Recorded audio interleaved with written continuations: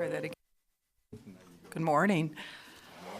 My name is Joan Hancock. I chair the Contractors State License Board. I want to welcome all of you here and also welcome our executive committee members, Ed Lang, Dave Diaz, and Paul Schiaffino. Paul comes from Southern California, so we appreciate the effort it takes for you to get here in the morning and go back to your family. And Dave, I know you were held up by the traffic on the causeway, but we're really glad you made it, and thank you for your service here. And Ed, you're local, but you're here a lot. Yes. That's true. And thank you for all you do for our board. I want to, at this time, review also some events that I was able to attend recently. About a week and a half ago, there was a fundraising event for the newly restored third floor of the Governor's Mansion. And this was an important fundraising event by the folks that actually work at the Governor's Mansion, the docents. They raised over $100,000 to restore that third floor. The governor was in attendance, and I got a chance to greet him and thank him for his support, and he asked me to be sure to thank our board for the commitment that we have in assuring the safety and the protection of consumers in the state, and also in our effort to fight the underground economy. And also recently, about a week and a half ago, I attended the California Economic Summit, and what that was a two-day event in Southern California, and it was put on by Cal Forward, which is a nonprofit organization. It's a nonpartisan nonprofit organization that actually works in bringing together regions throughout the state, discussing issues that each region has, from San Diego to the Redwoods, from the ocean to the eastern part of our state. And the diversity of opinions and issues and priorities throughout the state is pretty amazing. One of the factors, well, first of all, the event was sponsored by diverse interests as well, from Chevron to the Nature Conservancy. AT&T was also an event sponsor. And the purpose of the event was to discuss priorities that would establish and advance economic security for all of our citizens, sustainability of the environment, and social equity for the people in the state. So as California emerges lastly, or among the last states to emerge from the recession, we are growing over 250,000 jobs in the last year alone. And so the event was focusing on the disparity of the economic growth throughout the state. And in areas such as the Inland Empire, what we're seeing is there are 4 million people that are still facing the worst unemployment since the Depression. And these people are only 60 miles from Hollywood. So it's sort of a contrast in work styles, living styles. Other issues that were pointed out was the worsening situation in the middle class and the economic insecurity of people in the Central Valley, where only 1 in 15 adults has a college degree. In Palo Alto, 1/3 of the citizens in Palo Alto live in poverty, and they are literally within minutes of the corporate headquarters of Facebook. So the point of this gathering, and there were many, for the record, there were many state leaders, a lot of business people, lots of corporate folks, labor, educational institutions. Every every economic effort that is being made really at this time, it is not a individual effort, it's a joint effort that's happening right now in our state, and our governor is actually a big piece of this. So what happened at this event and what's been happening for the last couple of years are these regional forums have been held throughout the state in 16 different regions, and all of these interests are gathering together using representatives from each community, business, education, government, corporate world, labor, and in each of these regions to come up with some action items to help the entire state prosper. It's about job growth first, and with job growth, keeping in mind economic sustainability for our natural resources as well for all of the citizens of our state. I'm just going to list really quickly the areas that the action teams focused on, and one was workforce development, and in that group, the subject was to promote partnerships between existing workforce training programs and regional industries, expanding career technical education in high-demand fields. The second action area was about infrastructure. How are we going to get workers to and from jobs in the future? And how are we going to ensure the state's water supply and transportation and the broadband infrastructure with the looming federal and funding shortfalls that we have. The third area was manufacturing, and the issue would be to connect large and small manufacturers to promote exports and investments in manufacturing. And fourth, we had, and this is important, especially locally, where we've seen this downtown in Sacramento, but streamlining and modernizing regulations, and foremost CEQA being the most talked about regulation with the 2,000 people that attended this summit. Five, going back to the CEQA initiative, the governor has been very much involved in this concept of streamlining CEQA without abandoning the premises. And CEQA, if you don't know, is the California Environmental Quality Act. The fifth area is capital, how we could gather together with financial institutions to produce access to capital. And the action plan was to produce a guidebook for businesses to be able to really have some sort of information for capital, for access to capital, anyone seeking capital to start a business or maintain a business.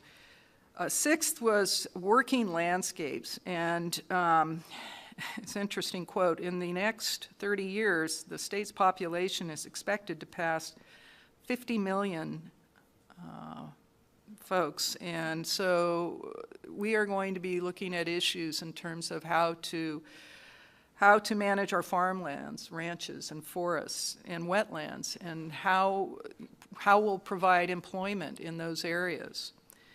And lastly was the area of housing. How are we going to encourage a diverse array of housing options that are close to public transportation? And, you know, in cities, this is a problem. There's a huge lack of affordable housing. I had the opportunity to sit at certain tables that were from the north, from the east, and from Santa Barbara, where there is no affordable housing for folks. And so they rely on public transportation because most people are commuting. I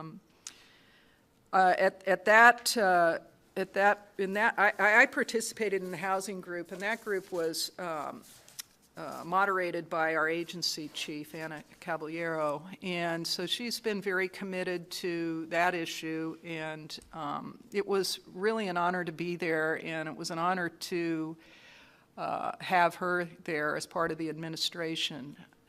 I could go on about this. There's a website if you want to look up the website. The actual address is www.caeconomy.org. I highly recommend it. It's probably one of the best websites I have ever seen. Next to yours, Rick Lopes, and anyway, I want to thank you for your indulgence, and I think this was really well worth the board's participation. So thank you. Next on my agenda. Okay, at this time we are going to agenda item B, which is the public comments section. And before we move into that, I need to read a little proviso. All right. This time is provided for public comment pertaining to items on the agenda as well as items not on the agenda. However, the board cannot take any action on items not listed on the agenda. The CSLB welcomes public comment on any item on the agenda, and it is the CSLB's intent to ask for public comment prior to the board taking action on any agenda item. If for some reason we forget to ask for public comment on an agenda item, a member of the public desiring to comment on the item should raise their hand and they will be recognized. Also, we will be limiting public comment to 5 minutes per individual. Is there anyone who would wish to address the board at this time? Fine. Seeing none, we'll move to agenda item C, and that is the Administration Information Technology update. And Cindy Christensen is here to present this agenda item. Yes, at this time I'd like to introduce Larry Parrott, who's our Chief of Admin, and Raju Saw, who's the Chief of our IT department, and they'll be giving their reports. Thanks, Cindy. Good morning. Pages 1 through 4 describe the update for the administrative division for both units, business services and human resources. I'll briefly touch on a couple of items of interest within each of these units. To begin with, business services, we've negotiated several leases for different facilities, one in Norwalk, another in San Diego, and another in West Covina. Another item of interest is our Oakland to Berkeley move of our enforcement testing offices. This has been in the works for several months, and there have been several dates that have been given that the move is supposed to take place, and the most recent date is sometime early next calendar year in 2014. And so eventually that office will get moved, and hopefully before the end of the fiscal year. On the following page, the CSLB has currently surveyed 25 of its enforcement vehicles. 19 have been delivered. Those 19 consists of Ford Fusions, Dodge Avengers, Chevy Impalas, and Toyota Prius. We're still waiting for 6 more Toyota Prius to be delivered. On the next page, moving forward with the personnel update, on page 3, it lists the various civil service examinations that are continuous or planned for those classifications that we utilize here at the CSLB. Some of those are for specifically for enforcement, IT, licensing, testing, and then general all over the CSLB. Personnel activity between August 15th and November 5th. We also are listing the various transfers or new hires to the CSLB during that time period. We've promoted quite a few people. We have internal transfers, and we also have people who have been hired from outside of CSLB who are new to the CSLB. On the last page, we currently, or through November 5th, the board has approximately 39 vacancies, and listed below are the various vacancies and respect to the units throughout the board. Admin currently has almost 2 vacancies, enforcement approximately 21, the executive office has 1, IT has 5, licensing 8, and testing 2. And that concludes my update. Thank you.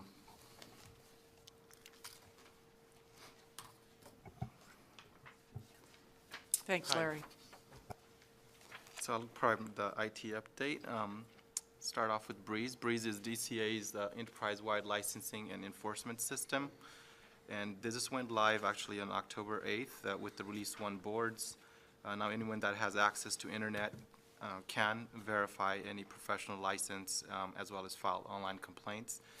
The Release 1 boards are listed on this, but I'll just mention a couple of them.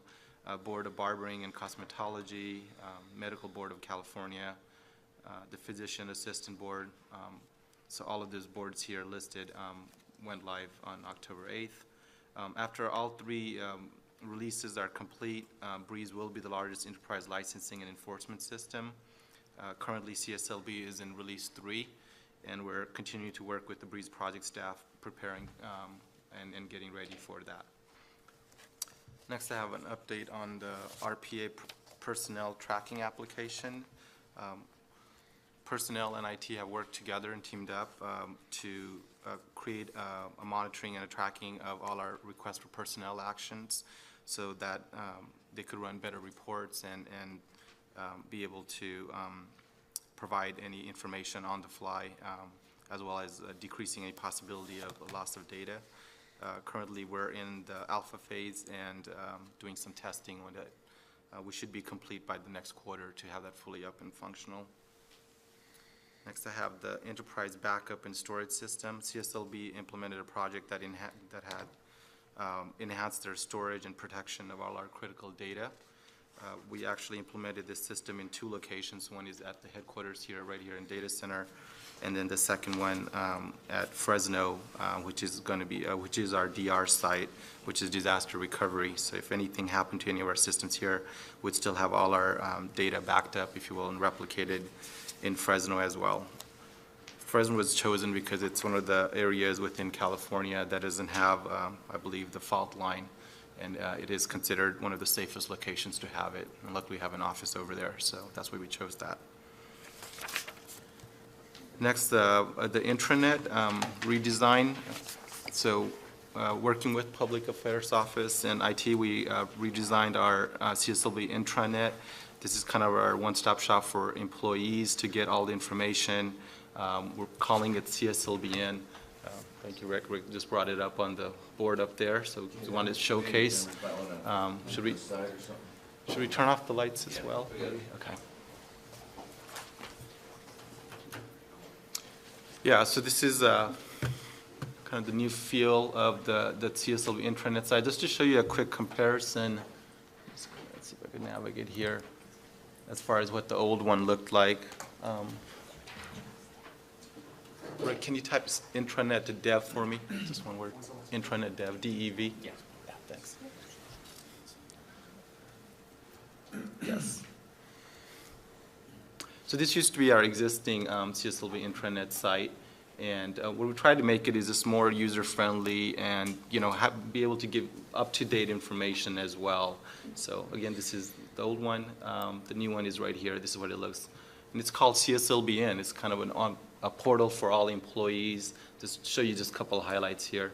So here's some of the stuff that's happening in, you know, around the office, not just here in headquarters, but just throughout all our offices out there. And it's, about a couple of weeks ago, we had an IT recognition ceremony, and that's a picture of that. There's some swift investigation that went on, and this is constantly going to get updated, so potentially there could be new information every day. In the past, we used to have a quarterly employee newsletter where we highlighted what was going on at the board, but now everything's going to be on the fly, and people can get the information at any point, at any time. So just, I think, a lot more you know, accessible for employees. This other highlights we have is, like, we also have a weather section now, and this is customized for wherever the particular local offices are. So us being in Sacramento, so this gives you the local forecast. If you actually hit this link, it'll give you the extended forecast and all of that. just to give you an idea, if somebody working in Norwalk would get the Norwalk, weather and all of that. So it's pretty cool. Some user-friendly buttons. A lot of people want to open up IT help desk ticket. Just click on this one link and takes them right there. Just hit that and just 2 clicks and you're kind of there. So, oops, let's cancel that. We don't need to download anything right now. Just other highlights, we have a staff phone list that's been enhanced. We've actually added also the photos of employees as well, just for extra security. So there's a lot of times, I know for me being fairly new, I don't know a lot of the staff out there that I'm seeing out in the field, and I could actually quickly look them up now and be able to have a face to it. So it's really nice in that way. Just to give you a quick idea. Rick, you want to type yours up? Rick's got the best picture, so we want to. We'll type Steve. All right.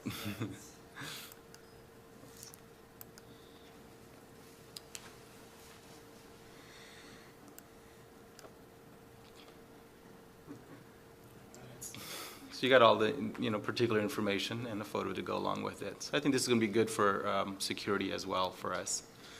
Of course, all the other stuff that are really popular, like the license lookups, the application status, you can do all of that. These are linked back to our internet website that lets you do all of that for consumers. But internal staff can also do that just by following those links. To give you some other ideas, there's various reports, policies, of course, forms, all of these. And they all work a lot faster than before as well, I'll say that. We've done some testing, and it's just much more efficient, faster, all of the above. For employees, some really cool things going on are things like the 10-second bio.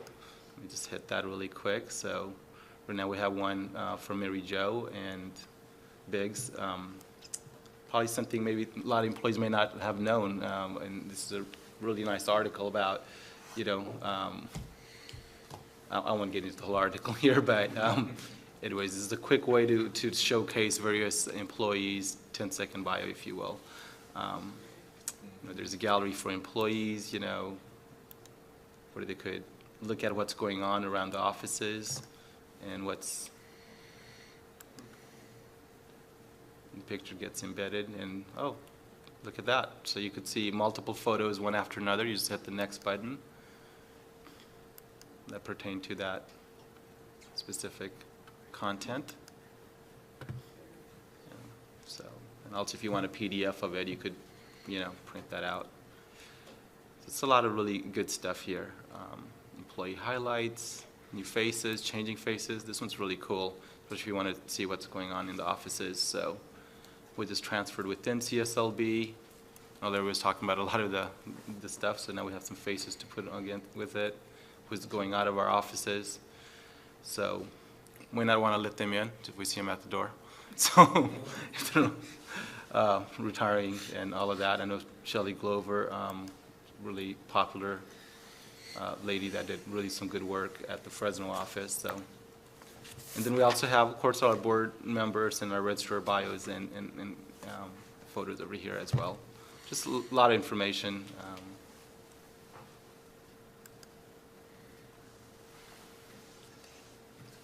Any other questions on this? I mean, I could go on demonstrating all, more, but just wanted to show you a few things here on what the new intranet looks like.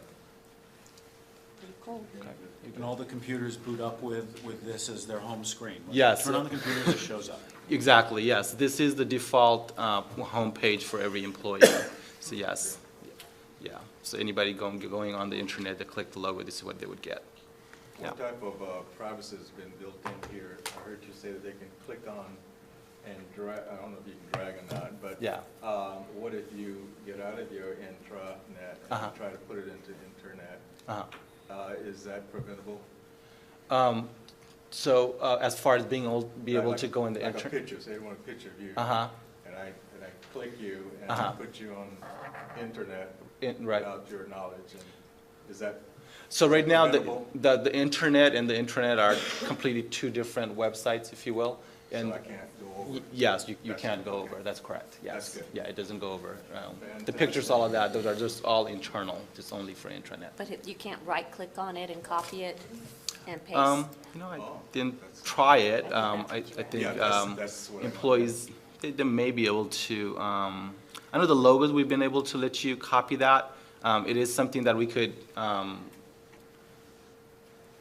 Maybe just look into we it. could look I into, was like, just wondering, copying would it, that if, be a you know. problem? Yeah, Yeah, because it could show up on Facebook somewhere. You're not doing it. like somebody just copying a picture, Yeah, you mean, yeah. and manually? Yeah, And then put another caption on it for some reason. I see what you're saying, yeah. Okay. So I'll look into that, see if we could maybe prohibit that from this even being able to get copied. These are just pictures, just for the record, it's only the ones that we take when we put it on their badge. So it is just that one, it's not, Okay. we're not looking at anybody's personal photos or anything like that. This is just- I don't know. And, the picture opt-out is an option, right, Rick? Yeah, so, yeah, it's an opt-out option. And we only implemented it again because it was on the intranet, so.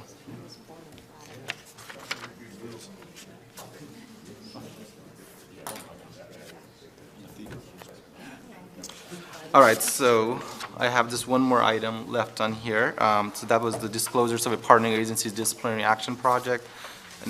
Enforcement staff and David and I and the rest of the staff worked really hard at this, and we have it in production. So just wanted to, just a little bit of background on January 2013 at a stakeholders meeting. There were some concerns on why we couldn't have centralized information source to identify licensees who may have a history of problems or other complaints against them. And CSLB decided to take that on. And on September 6th, the board members unanimously voted for us to go ahead and move forward with that project. And we met with several of our partnering agencies that wanted to partner up with us. And the two right now that we've been able to get the buy-in to get all the information out there is Department of Industrial Relations and Department of Transportation. And we were able to basically set up a link on our website now that anybody looking up a licensee, they would get this disclosure saying basically they may want to look into this other URL or a link from our website that tells them about if there were other potential violations from that particular contractor, if you will. And it's been successfully implemented. Just wanted to just let everybody know that, and we're going to continue working on disclosing additional partnering agencies as they become available. That's it. Do you have any questions? Madam Chair, I enjoyed your report tremendously. I noticed that the cameras are here working, and could that an explanation to the board how that works? Rick, that's.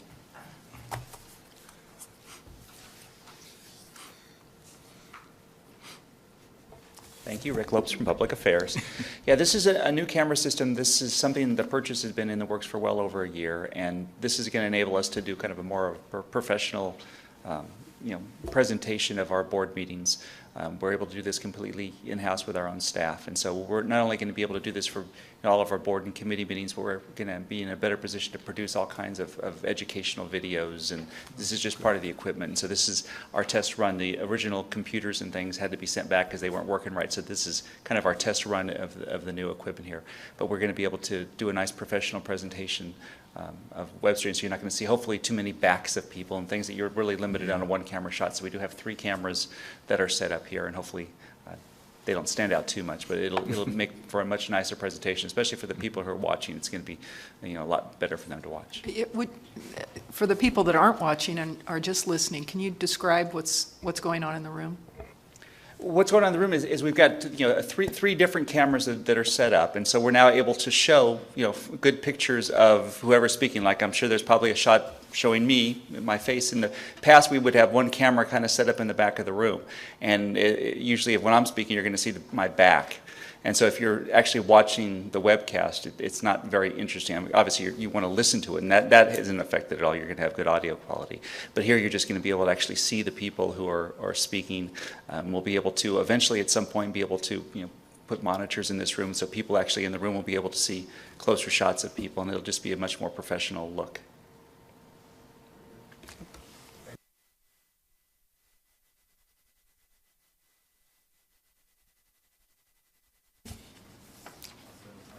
Okay, you're concluding.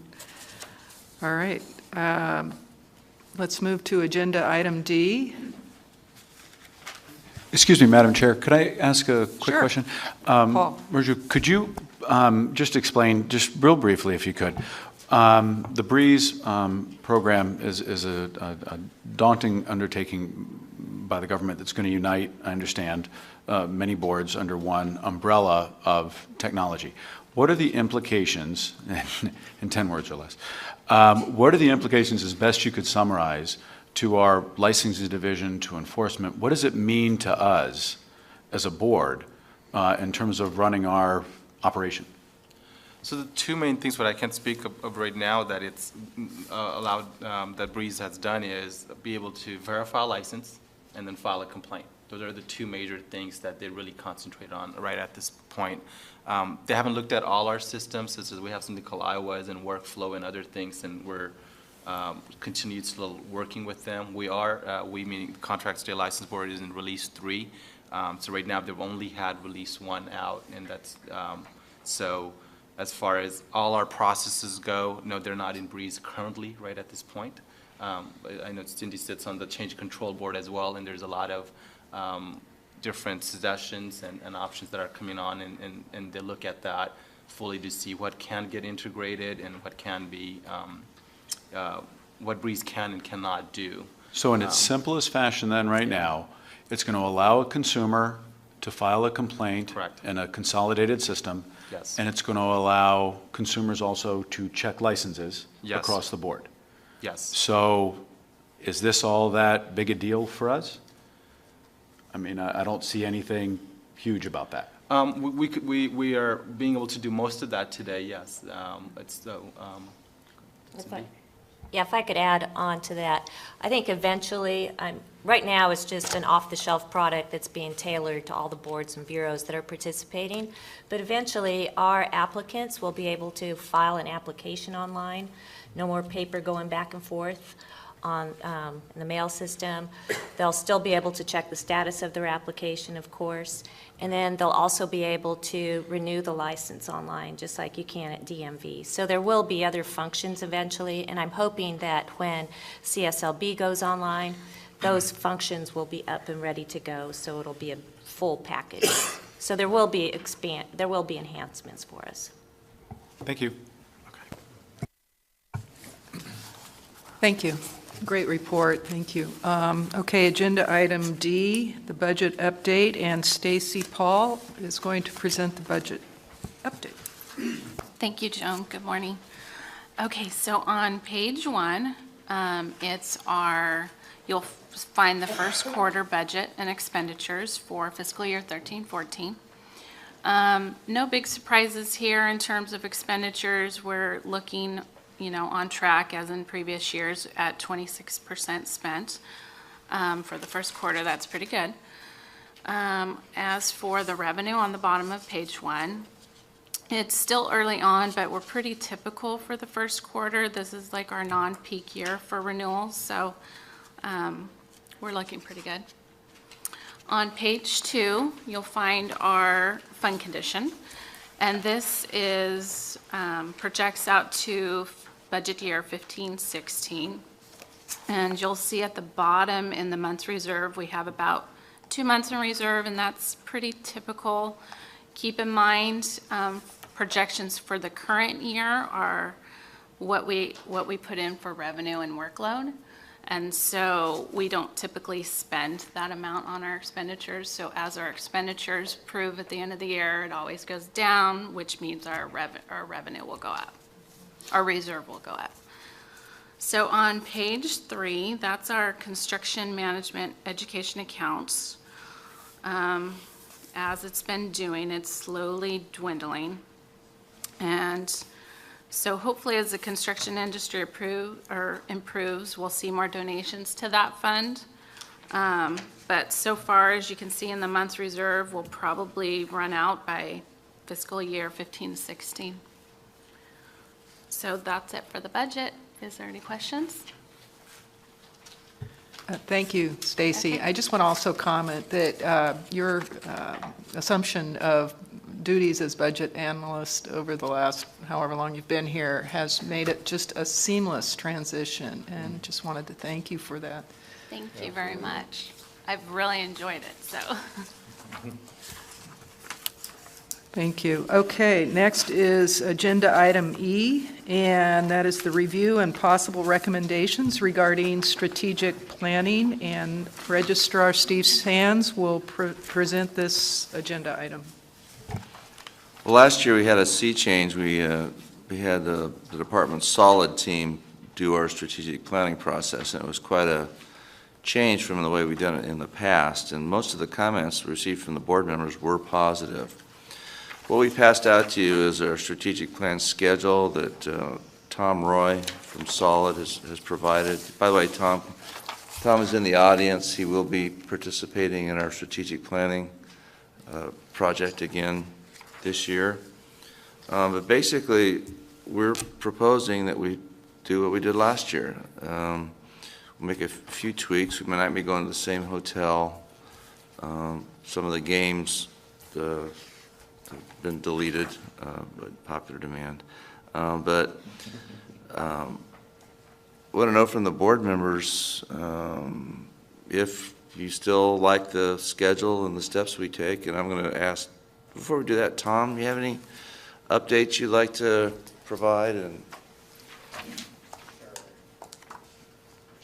Hello, for those who don't know me, my name's Tom Roy. I'm with DCA's Solid Training and Planning, and I've facilitated the last year's CSLB strategic plan, and I'm excited to do it again. As we get into 2014, this is a tentative timeline. A lot of these dates are pretty gray, and we can kind of polish that, and I'll work with Steve to figure out when those specific dates are.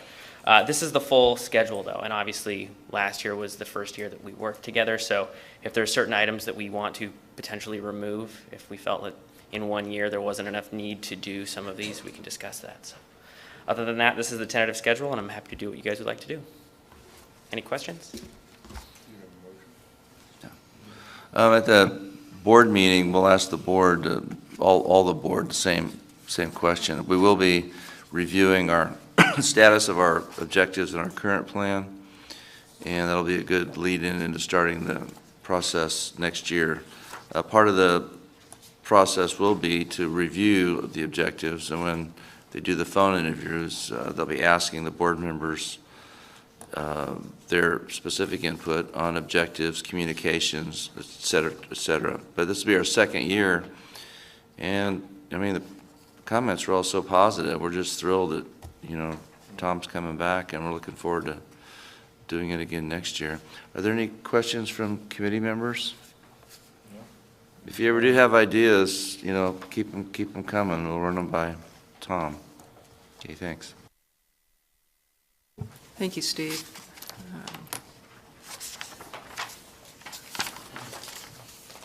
So moving to Agenda Item F.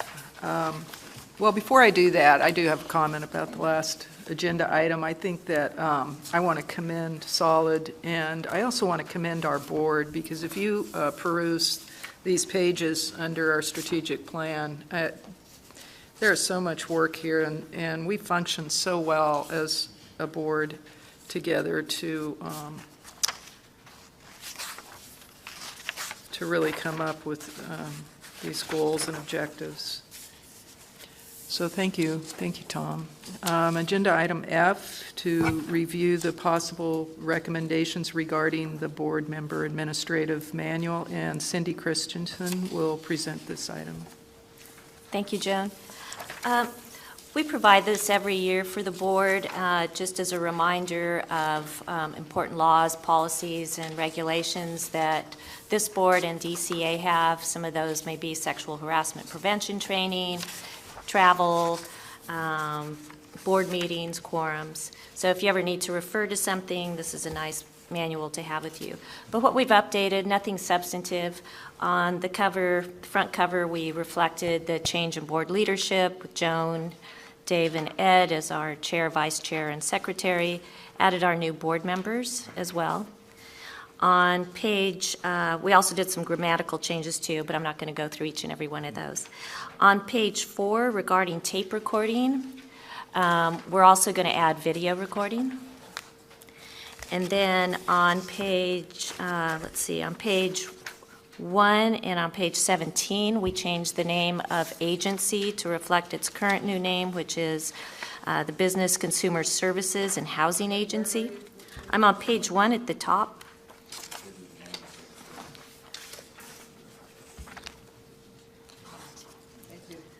So we've changed that. And then we also removed the reference, if you go back to the appendix on page 17 and 18, we used to have the EEC, which is no longer in action, and we've changed that to reflect on page 18 the Labor Enforcement Task Force. So at this point, we're probably going to have our new attorney, Kurt Hepler, take a look at it. I don't know if he had any recommendations and changes at this time. But if you have any proposed recommendation or changes, it'll just be going to the full board for approval in December. Any comments? Well, I did have one question. I was wondering, is it possible that we could add another 30 or 40 acronyms? Because I don't think we have enough. Oh, my gosh. I think we probably did have to reduce the list, to be honest with you. I'm sure there's more. Hey, thank you. The agency that governs us, it used to include transportation, which is now its own agency? Yes. Okay, just wanted to clarify that. And that's the agency that I failed to refer to when I described the agency secretary, Anna Caballero. That is the one that she is in charge of. That's it? That's it. Thank you, Cindy. Oh, I'm looks- sorry, we do need a motion on this. Motion to approve. Second. All those in favor? Aye. Opposed? Any discussion? The motion carries. All right, agenda item G is adjournment for, and we will proceed with the legislative committee. Okay. We're requesting just a 5-minute break, so.